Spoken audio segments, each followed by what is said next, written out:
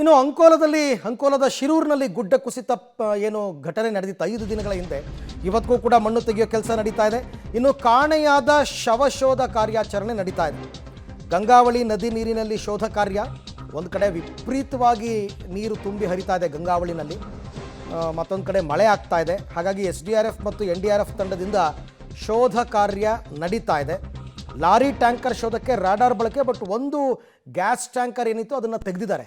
ಇವತ್ತು ಸ್ವಲ್ಪ ಮಳೆ ಬಿಡ್ತಿ ಕೊಟ್ಟಿರೋದ್ರಿಂದ 3 ರಬ್ಬರ್ ಬೋಟ್ಗಳಲ್ಲಿ NDRF ಮತ್ತು SDRF ಟೀಮ್ ಶವಗಳ ಹುಡುಕಾಟ. ಬಟ್ ಅಷ್ಟು ಗಂಗಾವಳಿ ನದಿ ತುಂಬಿ ಉಕ್ಕಿ ಹರಿತಾ ಇರೋದು, ನಿಮಗೆ ಶವಗಳು ಅಲ್ಲೇ ಇರುತ್ತಾ?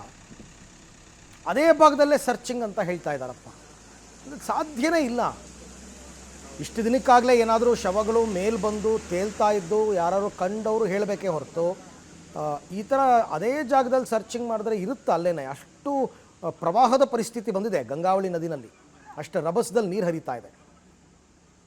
ಶಿರೂರಿನಲ್ಲಿ ಗುಡ್ಡ ಕುಸಿತವಾಗಿ ಒಂದು ಭಾಗದಲ್ಲಿ ಈಗ ಮಣ್ಣನ್ನು ತೆರವು ಮಾಡಲಾಗಿದೆ, ಇನ್ನೊಂದು ಭಾಗದಲ್ಲಿ ಮಣ್ಣನ್ನು ತೆರವು ಮಾಡಬೇಕು. ಆ ಭಾಗದಲ್ಲಿ ಟ್ರಕ್ ಮತ್ತು ಟ್ಯಾಂಕರ್ಗಳು ಸಿಲುಕಿದೆ ಅನ್ನೋಂತಹ ಮಾಹಿತಿಗಳಿರುವಂಥದ್ದು. ಹೀಗಾಗಿ ರ್ಯಾಡರನ್ನು ತಂದು ಇವಾಗ ಸರ್ಚ್ ಮಾಡ್ತಾ ಇರೋದು. ಆದರೆ ಈ ಭಾಗದಲ್ಲಿ ಬೆಳಸೆಯ ಭಾಗದಲ್ಲಿ ಮಾಧ್ಯಮಗಳನ್ನು ಈಗ ತಡೆಯಲಾಗಿದೆ. ಯಾಕೆಂತಂದರೆ ಆ ಭಾಗದಲ್ಲಿ ಯಾವುದೇ ಕಾರ್ಯಾಚರಣೆ ಅದನ್ನು ಶೂಟ್ ಮಾಡಬಾರ್ದು ಅನ್ನೋ ಒಂದು ಕಾರಣದಿಂದಾಗಿ ಇವತ್ತು ತಡೆದಿರುವಂಥದ್ದು. ನೀವು ನೋಡ್ಬೋದು, ಈ ಭಾಗದಲ್ಲಿ ಪೊಲೀಸರು ಬಿಗಿ ಬಂದೋಬಸ್ತನ್ನು ಮಾಡಿಬಿಟ್ಟು ಈ ಭಾಗದಲ್ಲಿ ಸುಮಾರು 3 ಕಿಲೋಮೀಟರ್ ದೂರದಲ್ಲಿಯೇ ಇವತ್ತು ಬಂದ್ ಮಾಡಿರುವಂಥದ್ದು.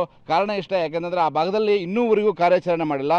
ಕೇರಳ ಮೂಲದ ಅರ್ಜುನ್ ಅವರು ಈಗ ಒಂದು ಭಾಗದಲ್ಲಿರುವಂತಹ ಟ್ರಕ್ನಲ್ಲಿ ಸಿಲುಕಿಕೊಂಡಿರುವಂಥದ್ದು. ಅವರು ಜೀವಂತ ಇದ್ದಾರೆ ಅನ್ನೋದು ಅವರ ಕುಟುಂಬದವರ ವಾದ.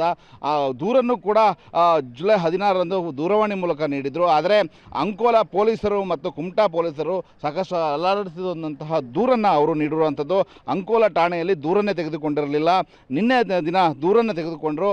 ಅಷ್ಟು ನಿಷ್ಕಾಳಜಿಯನ್ನು ಮಾಡಿದ್ದಾರೆ ಅನ್ನುವಂತಹ ಆರೋಪವನ್ನು ಅವರ ಪೋಷಕರು ಮತ್ತು ಟ್ಯಾಂಕ್ ಮಾಲೀಕರು ಮಾಡಿರುವಂಥದ್ದು. ನೀವು ನೋಡ್ಬೋದು, ಈ ಭಾಗದಲ್ಲಿ ಪೊಲೀಸರು ಈ ಭಾಗದಲ್ಲಿ ಈಗ ನಿಂತಿರುವಂಥದ್ದು. ಮಾಧ್ಯಮಗಳಿಗೆ ಯಾವುದೇ ಚಿತ್ರೀಕರಣಕ್ಕೆ ಅವಕಾಶವನ್ನು ನೀಡ್ತಾ ಇಲ್ಲ. ಏನು ಭಟ್ಕಳದ DC ಅವರೇನಿದ್ದಾರೆ, ಅವರು ಇವತ್ತು ಆದೇಶವನ್ನು ಮಾಡಿರೋದು, ಕಳೆದ 3 ದಿನದಿಂದ ಪತ್ರಕರ್ತರಿಗೆ ಯಾವುದೇ ಮಾಹಿತಿಯನ್ನು ನೀಡ್ತಾ ಇಲ್ಲ, ಎಲ್ಲವನ್ನು ಗುಪ್ತವಾಗಿ ಮಾಡ್ತಾ ಇರೋದು. ಯಾಕೆಂತಂದರೆ ಈಗಾಗಲೇ ಸಾಕಷ್ಟು ನಿರ್ಲಕ್ಷ್ಯವನ್ನು ಮಾಡಿದ್ದಾರೆ. ಎಲ್ಲಿ ರೆಸ್ಕ್ಯೂ ಮಾಡಬೇಕು ಆ ಭಾಗದಲ್ಲಿ ರೆಸ್ಕ್ಯೂನ ಮಾಡದೆ ಕೇವಲ ರಸ್ತೆಯ ಒಂದು ಹೆದ್ದಾರಿಯ ಭಾಗದಲ್ಲಿ ರಸ್ತೆಯನ್ನು ಕ್ಲೀನ್ ಮಾಡುವ ಕೆಲಸವನ್ನಷ್ಟೇ ಮಾಡ್ತಾ ಇದ್ದಾರೆ. IRB ಕಂಪನಿಯಿಂದ ಒಂದು 4-5 ಇದೇನಿದೆ JCBಗಳನ್ನು ತಂದು ಈ ಭಾಗದಲ್ಲಿ ಕೆಲಸ ಮಾಡ್ತಾ ಇರೋದು. ಅದನ್ನು ಹೊರತುಪಡಿಸಿದರೆ ಬೇರೆ ಯಾವ ಇದು ನಡೀತಾ ಇಲ್ಲ. ಮಳೆ ನಿಂತಿದೆ, ಕಾರ್ಯಾಚರಣೆ ಮಾಡಬೇಕು. ಗಂಗಾವಳಿ ನದಿಯಲ್ಲಿ NDRF ತಂಡ, ಕೇಂದ್ರದ NDRF ತಂಡ ಬಂದು ಕೆಲಸವನ್ನು ಮಾಡ್ತಾ ಇದ್ದಾವೆ.